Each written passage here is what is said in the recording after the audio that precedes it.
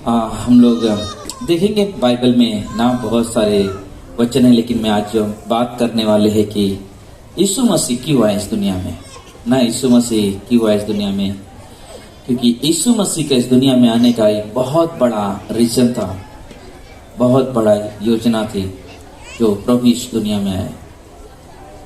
जब हम लोग देखते हैं उत्पत्ति के एक अध्याय में, जब हम देखते हैं उत्पत्ति के एक अध्याय में, तो हम वहां पे देखते हैं कि आदि में परमेश्वर ने आकाश और सृष्टि की रचना की। क्या किया परमेश्वर ने? क्या किया? आकाश और पृथ्वी की रचना की। और परमेश्वर जब रचना किया तो परमेश्वर ने सब कुछ बनाया, पेड़ पौधे, जीव जंतु, सब कुछ बनाया और आखिरी में मनुष्य को बनाया। पहला आदमी, पहला पुरुष जिसे परमेश्वर ने भूमि की मिट्टी ली, जमीन की मिट्टी ली और उससे एक इंसान का आकार दिया मिट्टी से, और उसके नथनों में अपना खुद का श्वास डाला ना, खुद का श्वास डाला और वो आज आ गया, जीवित प्राणी बन गया। जीवित प्राणी वो चलने फिरने लगा ना, हिलने डुलने लगा, बोलने लगा, सब कुछ देख रहे हैं, वाह सब अच्छा दिखाई दे रहा है उसे। और जब परमेश्वर ने उसे बनाया तो उसके बनाने से पहले परमेश्वर ने उसके लिए बहुत अच्छे वाटिका बनाई, और उस वाटिका में परमेश्वर ने उसे खाने के लिए बहुत सारे फलों के वृक्ष लगाए, बहुत सारे झाड़ लगाए वहां पे, और उसे कहा तू सारे वृक्ष का फल बिना खटके, बिना संकोच किए तू खा सकता है। लेकिन परमेश्वर ने उसी वाटिका के बीच में एक पेड़ लगाया जो सच और झूठ का था,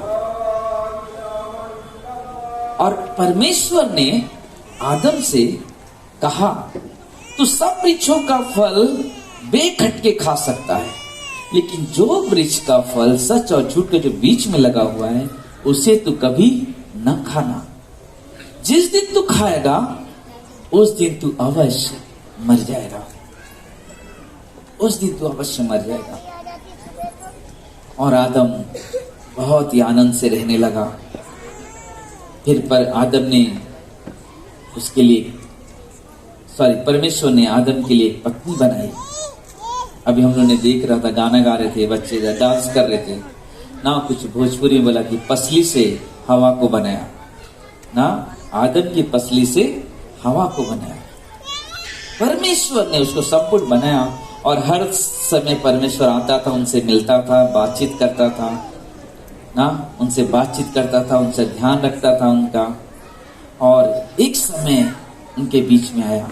बाइबल कहता है उत्पत्ति के 3 अध्याय में परमेश्वर जितने भी जीव जंतु बनाए, लेकिन उसमें से सबसे धूर्त, सबसे चालाक, धोखा देने वाला सांप था। और शैतान उस सांप के रूप के द्वारा उसके सामने आया, सांप के रूप में उसके पास आया और हवा से कहा, क्या परमेश्वर ने कहा है कि तू इस वाटिका के फलों के बीच के फल इसके नहीं खा सकता है, बीच के जो सच और झूठ है? उसने कहा हाँ, परमेश्वर ने कहा सब बीच का फल खा सकते है, लेकिन ये जो बीच में है उसको तू नहीं खा सकता। बहुत ध्यान से सुनना, कुछ मिनट के लिए अपने ध्यान इधर आकर्षित करना, कुछ मिनट के लिए। और जब उन्होंने ये बात सुनी तो शैतान जो है करता क्या है, मैं आपको बताता हूं। शैतान हमेशा एक परिवारों में लोगों में विवाद पैदा करता है। शैतान का काम ही है कि ना लोगों में विवाद पैदा करना, लोगों में झगड़े उत्पन्न करना। अगर दो इंसान लड़ता है, ऐसे नहीं लड़ जाते, शैतान उनके मन में बुरे विचार डालते इसलिए लड़ जाते। तो जब आदम और हवा उस वाटिका में अच्छे से रह रहे थे, उन समय में शैतान जब उन्हें कहा कि तुम जानते हो तुम्हें परमेश्वर ने क्यों मना किया?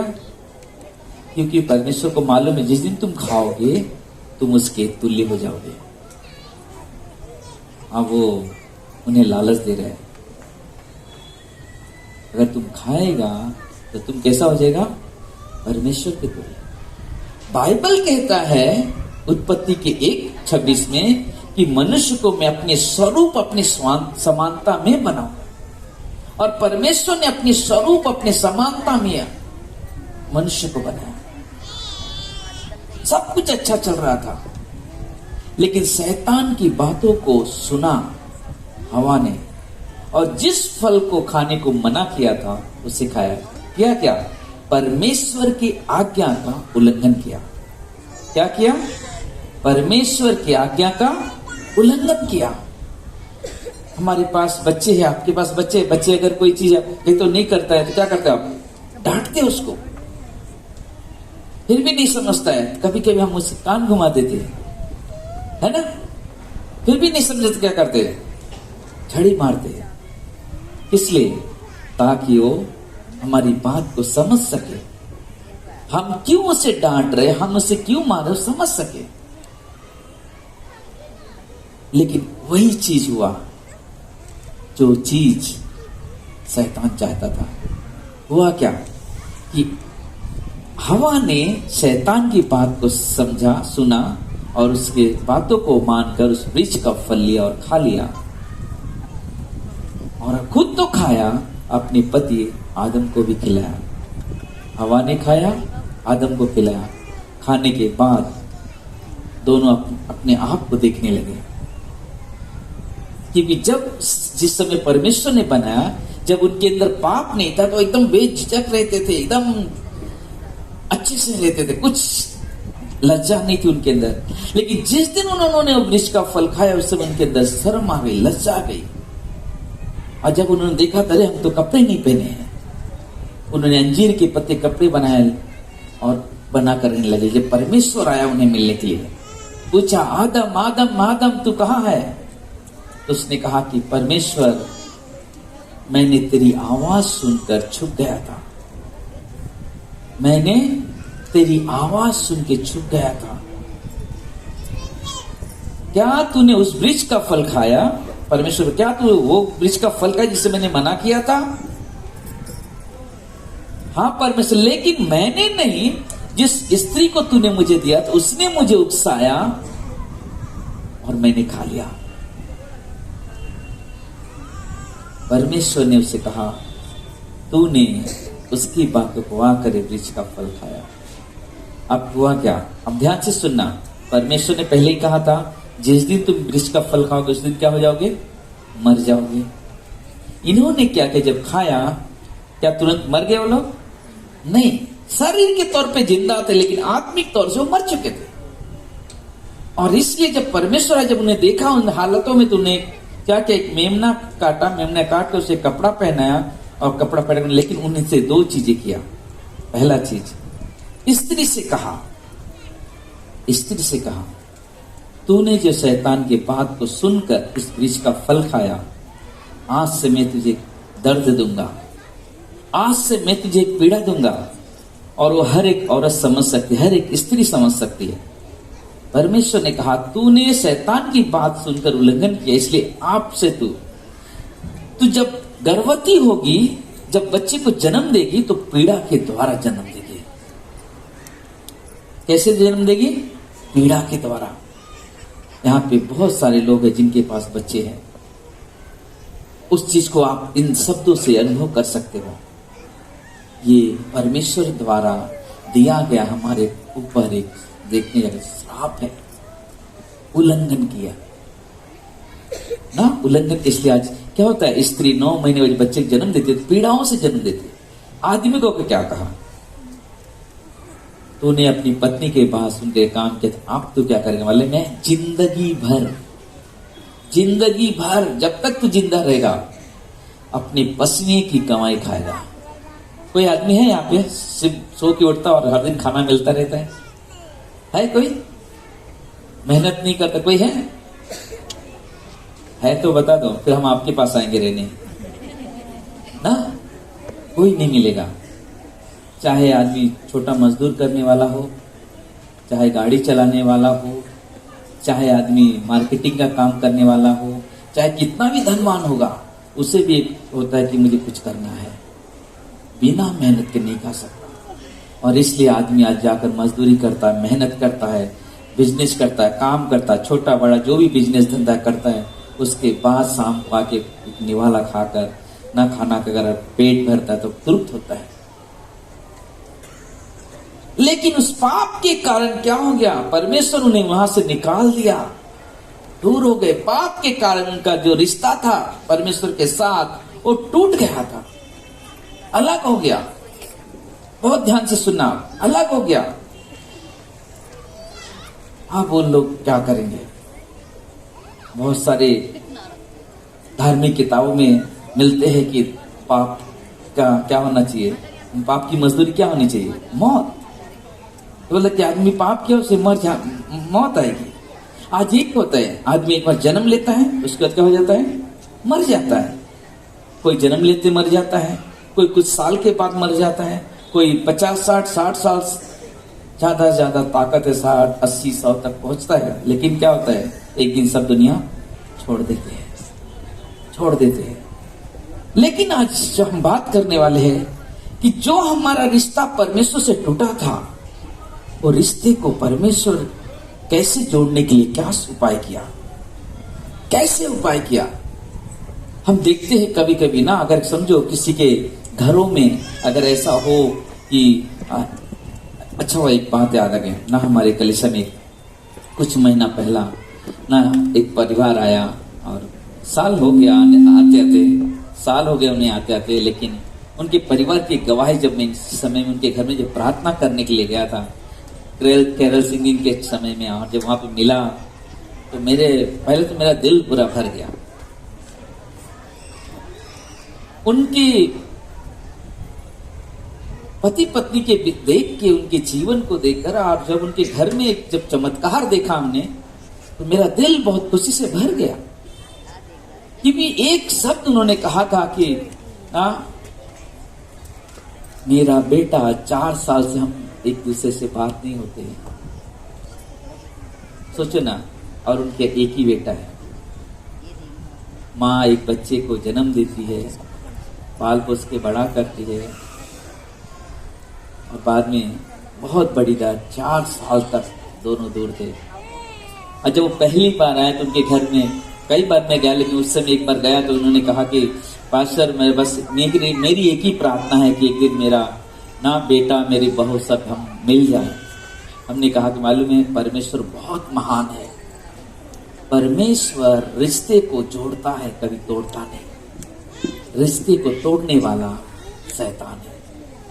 मालूम है क्या हो गया, प्रार्थना करने के 1 हफ्ते बाद मालूम पड़ा कि वो लोग फोन पे बात होने लगा, थोड़ा परिवार में थोड़ा बात होने लगा। लेकिन जब हमने मंगलवार के दिन जब वहां पे पहुंचा, उस घर में पहुंचा, तो उनके बेटा उनके बहू को देखकर मैंने परमेश्वर को बहुत बड़ा धन्यवाद दिया। प्रदीप पाल उनके परिवार को ना, परमेश्वर क्या करता है, परमेश्वर परिवार को जोड़ते हैं। परमेश्वर परिवार को जोड़ते हैं। बोलते कि यही कारण यीशु मसीह इस दुनिया में आए। यही कारण, इसी कारण की वजह से यीशु मसीह इस दुनिया में आए,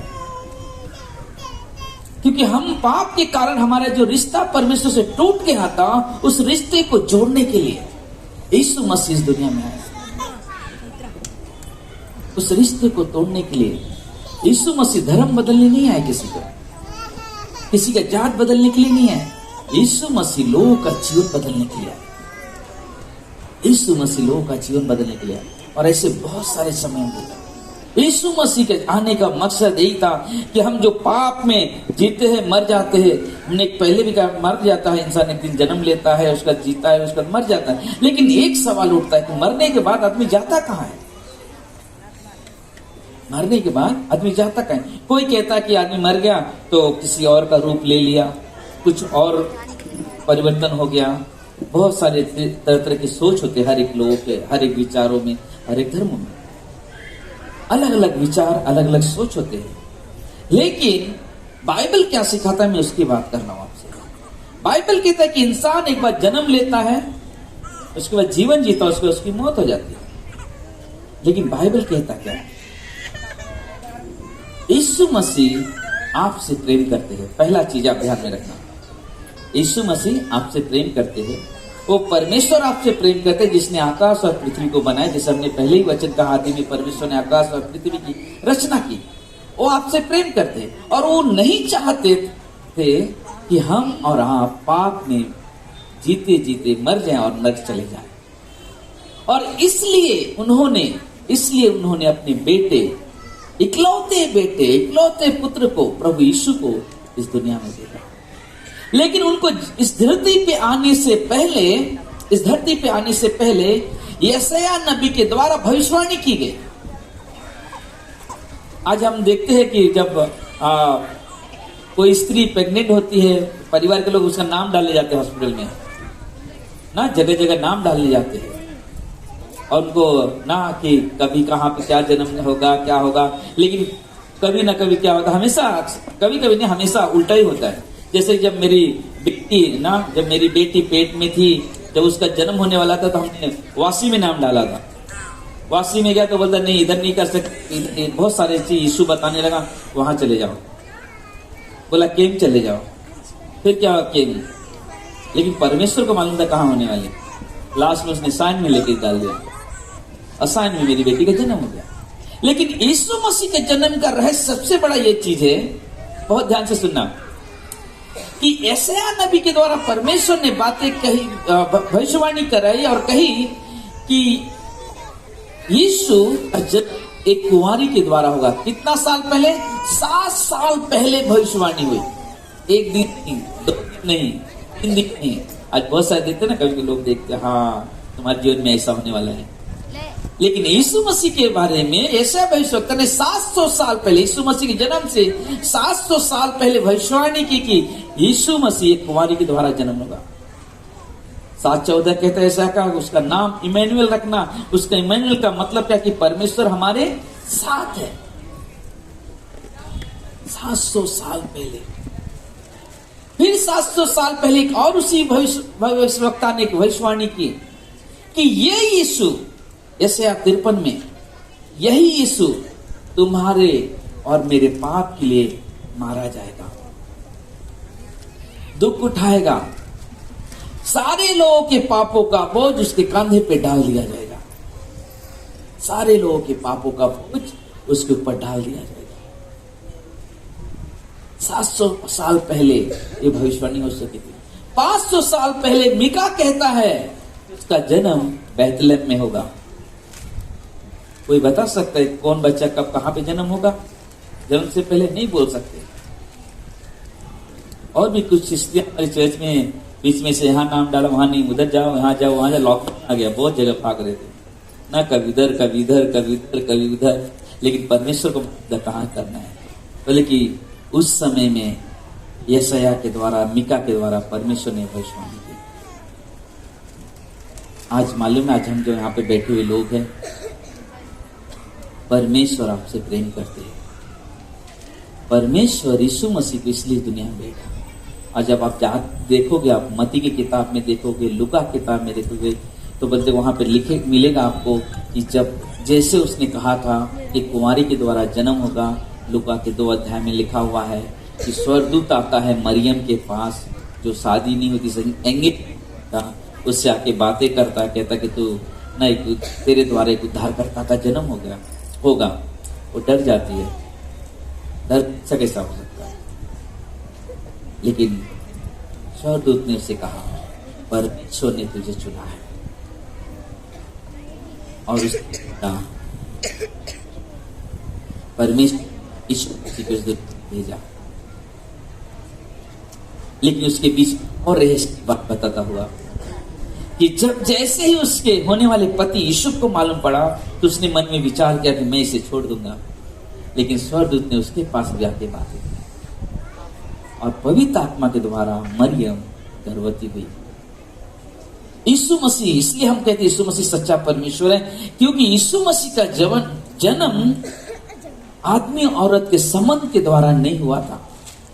क्योंकि एक बच्चे को जन्म होने के लिए पति पत्नी के संबंध, लेकिन वहां पे जब यीशु मसीह का जन्म हुआ, तो यीशु मसीह के जन्म में पति पत्नी का रिश्ते के द्वारा जन्म नहीं हुआ। स्वर्ग से परमेश्वर ने पवित्र आत्मा भेजकर उसके कोख में डाला, उसके बाद यीशु मसीह का जन्म। और यीशु मसीह का जब जन्म हुआ तो कुछ चरवाहे थे, भेड़ बकरी चरा रहे थे। और अक्सर देखोगे गांवों में साय में पहले के लोग क्या करते, भेड़ बकरी चरा रहे, अगर लेट हुआ तो उधर ही सो जाते थे, उधर रह जाते थे। बोले उस समय में कुछ चरवाहे थे, वहां पे भेड़ बकरी चरा रहे थे, समय हो गया था, सोए हुए थे। लेकिन वहां पे स्वर्गदूत आके कहा कि सुनो, तुम्हारे लिए दाऊद के नगर में बेथलेहम में तुम्हारा उद्धार करता जन्मा है। और तुरंत वो लोग ने उठा निकल लिया उससे मिलने के लिए। लेकिन यीशु मसीह के आने का जीवन, यीशु मसीह का इस धरती पे आने का जीवन, यीशु मसीह जब इस दुनिया में आए, जन्म लेने के बाद उन्होंने बहुत सारे चमत्कार किया। अंधों को आंखें दी, लंगड़ों को चलाया, बहरे सुनने लगे, 4 दिन का मरा हुआ व्यक्ति जी उठा, 38 वर्ष का रोगी चंगाई पा लिया। ऐसे बहुत सारे कार्य हुए, बहुत सारे चमत्कार किया उन्होंने। लेकिन जब उनके बारे में भविष्यवाणी हुई थी 700 साल पहले, तो हमारे पापों के लिए उनके ऊपर कोड़े खाएंगे, हमारे लिए दुख उठाएंगे, तो बोलते कि तब उस समय क्या होगा, लोगों ने उन्हें, और कोई और लोग नहीं, बोलते कि खास दोस्त, खास शिष्य, उसके साथ में जाके क्या किया, चांदी के 3 सिक्के के लिए यीशु मसीह को बेच दिया। यीशु मसीह को बेच दिया, लेकिन उसके पकड़वाने से पहले जो 30 सिक्के में बेचता, लेकिन उसके पहले ही भविष्यवाणी हो चुकी थी, इसका मित्र ही इसे बेचेगा। और यीशु मसीह के बारे में जो भविष्यवाणी हुई थी, आप ध्यान से सुना। बच्चे लोग थोड़ा सा ना अपने अपने जगह बैठ जाए। तो यीशु मसीह जब इस दुनिया में आए, उन्होंने सारे काम किए, लेकिन उन्होंने क्या किया, चांदी के 30 सिक्के के लिए उन्हें लोगों ने बेच दिया। लेकिन बेचने के बाद क्या होगा, उसे कोड़ों की मार खानी पड़ी, बहुत दुख उठाया उसने। किस लिए? हमारे और आपके पापों के लिए। क्योंकि बाइबल कहता है मनुष्य पापी है, मनुष्य पापी है। किसी को पूछो कैसे पाप हो सकता है? झूठ बोलना भी पाप है, गलत विचार कर रखना भी पाप है। और परमेश्वर, बाइबल हम देखते हैं और कई बार हमने सुना पाप की सजा मौत है, और वही चीज उसके जीवन में देखा जा रहा है। लोगों ने उसे मार कर क्रूस पे टांग दिया, लोगों ने मार कर क्रूस पे टांग दिया। लेकिन यीशु मसीह हमारे रिश्ते को बनाने के लिए, हमारे टूटे हुए रिश्ते को जोड़ने के लिए इस दुनिया में आए थे, और इसलिए उन्होंने क्रूस पर अपने आप को चढ़ा दिया। कारण क्या था? और एक चीज मैं आपको बताता हूं। आज भी बहुत सारी जगहों पे होता है कि साल में अपने एक बार बलि चढ़ाई जाती है जानवरों की। बाइबल में भी पुराने नियम में हम देखते कि हमारे पाप के लिए याजक होता था, उसके पास हम मेमना लेकर जाते थे, वो हमारे पाप के लिए जाकर बलि चढ़ाता था। और जब तक वो आया नहीं तब तक हमें संतुष्ट नहीं थे मेरे पाप क्षमा हुए या नहीं हुए। क्योंकि यीशु मसीह ने कहा मार्ग सत्य जीवन मैं हूं, बिना मेरे द्वारा कोई पिता के पास नहीं जा सकता। मार्ग सत्य जीवन में हूं, बिना मेरे द्वारा कोई पिता के पास नहीं जा सकता। और यीशु मसीह क्रूस पे है। यीशु मसीह के पास आजू बाजू में 2 चोर टंगे हुए हैं। वहां से एक चोर कहता है तू तो परमेश्वर का पुत्र है, तू खुद को भी बचा, हमें भी बचा, अपने आप को भी बचा। एक कहता तू क्यों इसकी परमेश्वर की निंदा करता है? लेकिन मालूम है वहां पे एक चोर दूसरे चोर को कहता तू ऐसा मत कर, क्यों निंदा कर रहा है? लेकिन मालूम जिसने ऐसी बात कही उसने क्या कहा? यीशु के जीवन को देखते हुए उसे कहा हे प्रभु, स्वर्ग के राज में मुझे याद करना। यीशु ने कहा इसी वक्त तू मेरे साथ स्वर्गलोक में होगा। कैसे चला गया वो? कैसे स्वर्गलोक जा सकता है? बाइबल कहता क्या है? बाइबल कहता क्या है? अगर जो व्यक्ति एक बार प्रभु यीशु के ऊपर पूरे दिल और मन से विश्वास कर लेता है, परमेश्वर उसके सारे पाप क्या करते हैं? क्षमा कर देते हैं। सारे पाप क्षमा कर देते हैं। तो बोले जो मेमना पहले लेकर जाता था बलि चढ़ाने के लिए, तो बोलते वो मेमने की जगह पे यीशु मसीह खुद बलि हो गया। यीशु मसीह खुद बलि हो गया और हमारे लिए जब क्रूस पे टंग गया, बोले कई सारे शब्दों के द्वारा उसने पहले एक तो सबसे बड़ा रिश्ता जोड़ा उसने कि यूहन्ना और मरियम से कहा कि ना, एक वहां पे देखने को एक वर्ड कहा जाता है, एक शब्द मिलता है हमें, गोद लेने का शब्द ना। कभी कभी देखते हो किसी के बच्चे को क्या करते हैं, किसी के बच्चे को गोद ले लिया ना, ये बच्चा मैंने ले लिया, पेपर बन हमें अभी इनका बेटा हो गया। मतलब वहां पे मरियम और यूहन्ना के बीच में गोद लेने का रिश्ता पेपर वर्क चल रहा था ना। वहां से यीशु मसीह कहता है, हे नारी ये तेरा बेटा, उससे कहता है ये तेरी मां। जिस औरत के कोख से यीशु मसीह ने जन्म लिया, उसे क्या कर रहा है? अपनी जगह पे यूहन्ना को उसे गोद दे रहा है। क्या कर रहा है परमेश्वर? रिश्ता जोड़ना, रिश्ता जोड़, जैसा भी हमने गवाही बताया आपको, रिश्ता जोड़ना। परमेश्वर यही काम करता है, परमेश्वर यही काम करता है। यीशु मसीह हमारे रिश्ते को बनाने के लिए, हमारे रिश्ते को जोड़ने के लिए, हमारे रिश्ते को एक मजबूत राह दिखाने के लिए उन्होंने इस दुनिया में आए। आज पूरी सिर्फ हम यहाँ पे बैठ कर 110 में बात कर रहे, सिर्फ यही भी नहीं, पूरे वर्ल्ड में, पूरे संसार में आज क्रिसमस मनाया जा रहा है। पूरे संसार में मनाया जा रहा है। बहुत सारे लोगों जगह जगह चल रहे। हो रहा है क्या वहां पे? बहुत सारे लोग क्रिसमस, आज क्रिसमस पार्टी, दारू पीना ना, पार्टी करना, डांस करना, सब रहता है। लेकिन मालूम है एक चीज और हम लोग देखते हैं कि क्रिसमस के दिन में अक्सर गिफ्ट देना, गिफ्ट लेना ना, गिफ्ट देना, गिफ्ट लेना।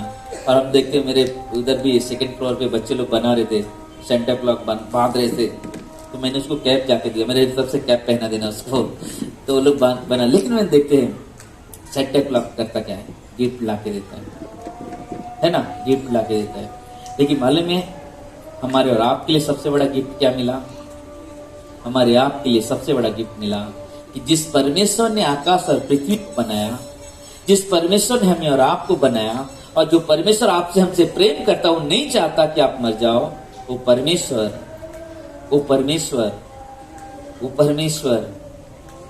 गिफ्ट में अपने इकलौते पुत्र को हमारे और आपके लिए दे दिया। हालेलुया। परमेश्वर अपने बेटे को हमारे लिए गिफ्ट दे दिया। और बाइबल कहता है कि परमेश्वर ने, यूहन्ना 3:16, परमेश्वर ने जगत से ऐसा प्रेम किया कि अपना इकलौता पुत्र दे दिया, ताकि जो कोई उस पर विश्वास करे, ताकि जो कोई उस पर विश्वास करे, नहीं कि ना अरे क्रिश्चियन विश्वास करेगा तो ही, नहीं, हर एक मनुष्य के लिए, हर एक मानव जाति के लिए, कि जो कोई इस पर विश्वास करेगा वो नाश ना होगा परंतु अनंत काल का जीवन पाएगा। अनंत काल का जीवन पाएगा। मेरे भाइयों, मेरी बहनों, आज अगर आप यहाँ पे हो, आज परमेश्वर की एक योजना है आपके लिए। परमेश्वर आपके बारे में कुछ सोच रहा है। परमेश्वर आपके घरों में, आपके साथ या आपके परिवार में कोई रिश्ता टूटा होगा। सबसे बड़ा एक रिश्ता होगा कि जिसे आप अभी तक जानते नहीं कि प्रभु यीशु मसीह है कौन। लेकिन आज मैं विश्वास करता हूं कि आपने संदेश के द्वारा सुना और समझा होगा कि यीशु मसीह इस दुनिया में इसलिए आया ताकि मेरा जो पाप है क्षमा हो जाए। दूसरा चीज कि मेरा रिश्ता जो पिता परमेश्वर से जुड़ जाए, और रिश्ता जोड़ने के लिए प्रभु यीशु मसीह। अगर आज यहाँ पर हो आप, अगर आज यहाँ पे बैठे हो, आपने अगर इस सुना और अगर आप जान लिया कि हम पापियों के लिए प्रभु यीशु मसीह इस दुनिया में आए, लेकिन एक चीज कहता हो, अगर हम प्रभु यीशु पे विश्वास करते हैं, अगर हम प्रभु यीशु पे विश्वास करते हैं, एक न दिन हम सबको दुनिया छोड़ना है, कोई यहां रहने नहीं आया। लेकिन बाइबल कहता है जो व्यक्ति प्रभु यीशु पे विश्वास करता है, अगर आज रात भी अगर दुनिया छोड़ दिया तो पिता के पास स्वर्ग में होगा, पिता के पास स्वर्ग में होगा।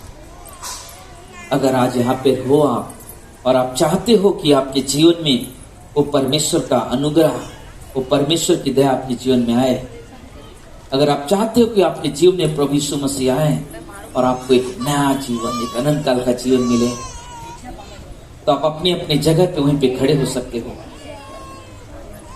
अपनी जगह पे खड़े हो सकते हो। हम आपके लिए प्रार्थना करेंगे और आप हमारे साथ प्रार्थना करो ताकि आपके नाम स्वर्ग में लिखे जाए।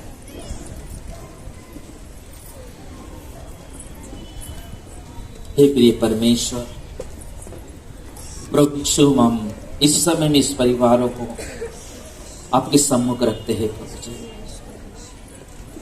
जितने भी लोग यहाँ पर उपस्थित हैं, सबकी आंखें बंद हो, सबके सर झुके हो। बाइबल कहता है अगर आप दिल और मन से प्रभु पे विश्वास करोगे तो आप उद्धार पाओगे, क्योंकि यीशु मसीह एकमात्र रास्ता है स्वर्ग ले जाने के लिए।